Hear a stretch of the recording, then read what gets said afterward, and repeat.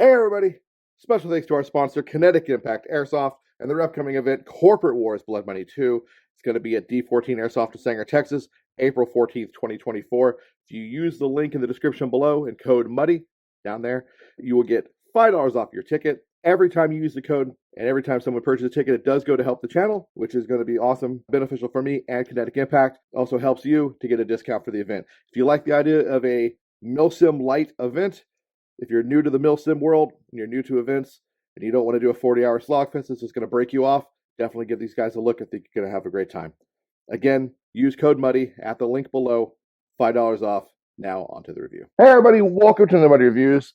Today we've got a cool little product. So this actually came to me from Elite Force. I got to put some disclaimers out there. No money exchanged hands. Elite Force did send this to me though for free to review. They asked me, "Hey Muddy, would you like to check this out?" And I said, "Yes, I would." And they were like, "Cool, we're going to send it to you. Give us your honest feedback." And I said, "Can do." And that's what we're going to do here. I treated this review as if I bought it myself.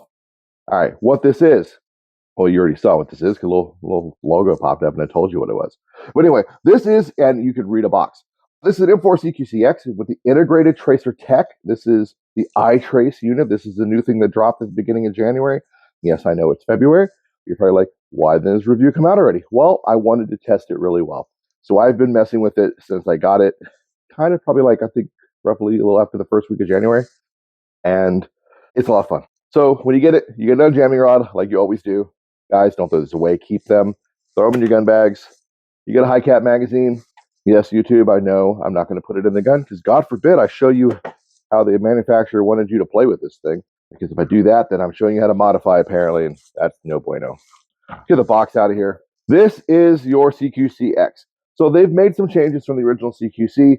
Rail's a little shorter. Muzzle device is a little different. Trigger guard's different. Buttstock is different. Body overall is different. Even the iron sights are a little different. But it is still a completely polymer AEG.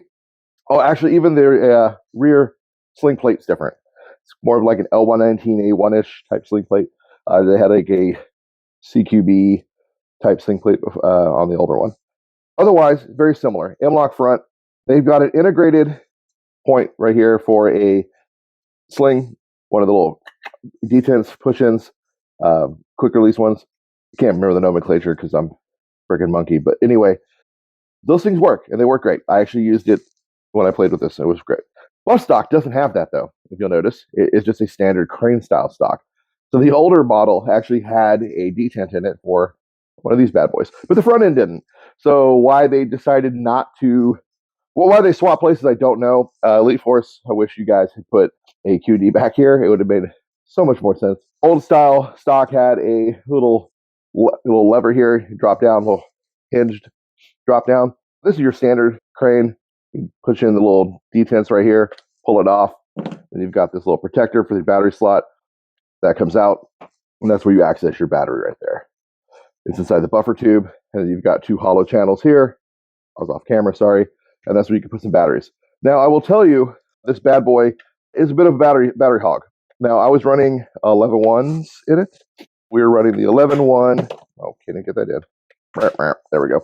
11.1 LiPos, and they were these 2,000 mile 11.1 30Cs right here. Same ones we run in our MP5s. And it needed a minimum of 2 of these to get through a day of play at the indoor field, Tac in Halton City. So that kind of sucks. But that was running the Eyetrace the whole time. Now, with the Eyetrace off, you get better battery life. So there's trade-offs here. Now, let's talk about the Eyetrace real quick, because I know that's what most of you want to see. We're already about 4 minutes. Well, I can't say how far we are because then it's going to get edited. It's going to drop down, and my editor's going to yell at me. Anyway, we're a little ways into the video, and you haven't talked about it yet. So this is the Eyetrace unit right here. It's actually integrated onto your hop-up. What I like about it is it has a lever. On, off. That's pretty awesome. So if you don't want to run it, you just want to run regular BBs through it, you just want to take it out to go play outdoor, I don't know, locally for me, like D14, you could, and it'd be great. But if you want to go indoor, like to place like Tac, or there's another spot for it that's pretty cool, as an indoor field, you can just drop that on, boom. Now you're glowing. You're going to have this blue ethereal glow coming out of your gun. That is your Eyetrace on all the time, and you're good to go. Now, like I said already, muzzle device is different. The older style has like a crank style, like conical device, makes it is a loudener, makes it louder.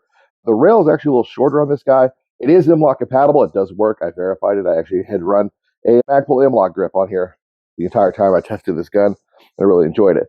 Another thing I was doing that was a little different as I had removed this front sight. Not going to do that for you on camera because, oh, YouTube will freak out. God forbid.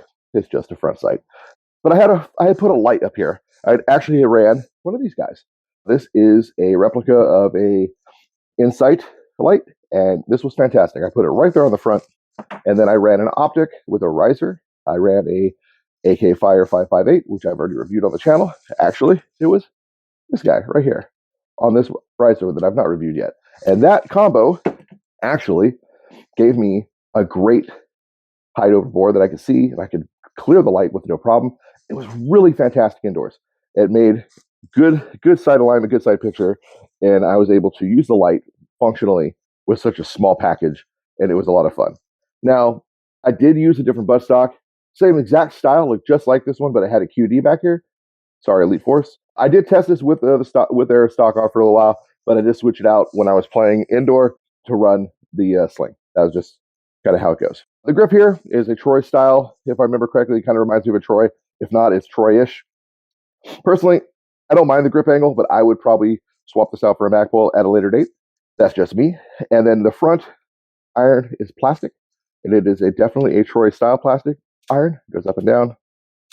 And then the rear is a Knights style, so we kind of switch manufacturers, but it's also polymer. Like I already mentioned, the gun is mostly polymer. The receiver is polymer. You've got fake QDs back here that don't do anything. They're molded onto the receiver. It is not ambi. That would have been a nice touch to have ambi selectors. It is just a standard selector, as you can see right there. Pretty positive click, so it's not too splashy. It's a decent selector, so that's kind of cool. I'm digging that. And then the trigger is not bad. The original trigger in the CQC was a flat trigger. This has got a slight curve to it, but it's still like all fancied and ported. And the trigger is not bad. It's got a good amount of play to it. It's not too sloppy. It's got good trigger response. The gun's very snappy, which you'll see in some of the footage here in a second. And then the metal parts, we've got a metal stock tube and it's binding. We'll fuck with that in a second. We have a metal stock tube, metal sling point, metal outer barrel. Pretty nice gun. I liked it. So the footage you're going to see here, this is indoor shooting at CAVTAC. What you can see is tracers in the light. From the camera's point of view, you can't really see them that well. I will tell you from the naked eye that you can see them really well. And when we switch over to shooting into shadow, that's kind of how you see all the time. So you can see the tracers a little better in the shadow.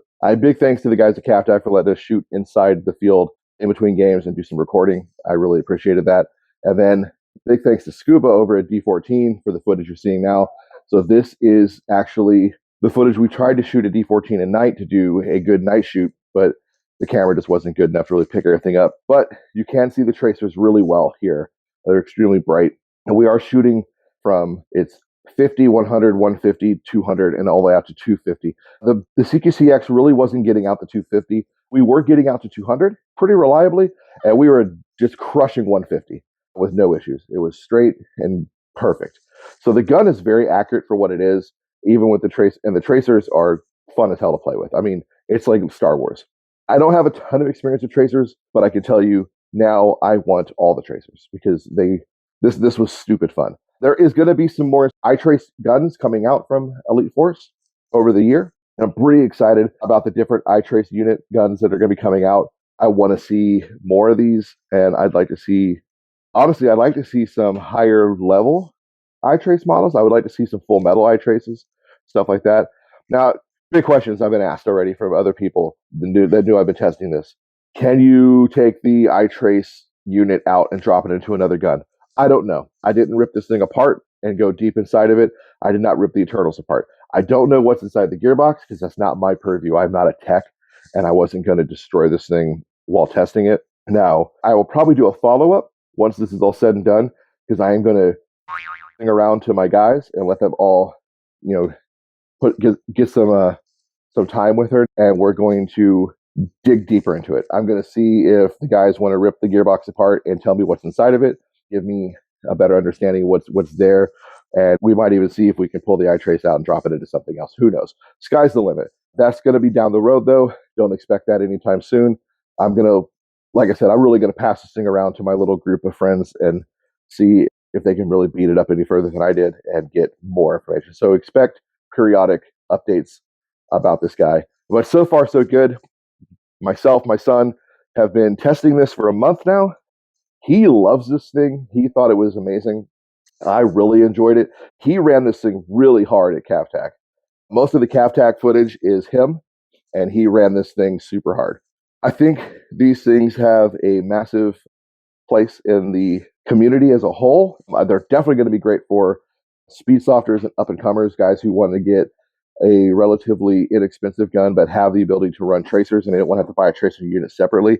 Where I think the Eyetrace comes in is you now have the ability to run tracer without having a tracer unit hanging off the front of your gun that you have to charge. It all runs off one battery. Where that does kind of suck is now you have to have multiple batteries with you, but most good airsofters do that anyway. Magazines. We threw a lot of magazines at this gun. PTS, EPMs, Matrix PMags, EMG PMags, G&G mids, the standard high cap that came with it, Classic Army high caps, man, a VFC high cap that came with my MCX, and a few other some Lancer tactical mid caps that we had laying around. So we threw a decent plethora of magazines at this, and they gobbled them all up. We had no issues, no feeding problems, no jamming, nothing like that. It took every magazine with no problems. I'm not saying that there isn't a magazine out there that this won't work with, but we didn't find one. So that's pretty good. We had a pretty healthy smorgasbord of magazines and a pretty healthy, I guess, diversity of what you might see on the field. That is all I got, guys. I hope you got something out of this review. As always, with something like this, the sky is the limit. You can do so much with it. You could build this thing out to be a total monster at an indoor field. You could HP8 if you really wanted to, whatever you want to do. But it's small, it's compact, it's just a ton of fun indoors. It is basically everything an indoor player would want and an outdoor player, in my opinion. Yeah, it's not going to work for an impression, but if you're just a guy who wants to play, put on some cool kit, wear some body armor, and you're not trying to look like ultra CAG super sealed duper guy, then this is definitely something you want to look into. Anyway, that's all I got, guys. Get out there, play some airsoft, be a bunch of nerds, LARP smarter, not harder. Big thanks again to Elite Force for sending this out for my review. Big thanks to CAVTAC Airsoft in Halton City, Fort Worth area for allowing me to shoot some footage at their field. Big thanks to D14 and Scuba for allowing me to shoot footage at their field. Those guys didn't have to do that, but they were super gracious to let me, and I truly do appreciate it. Get out there, guys, play some airsoft, be a bunch of nerds, LARP smarter, not harder, and I'll see you on the field. Peace.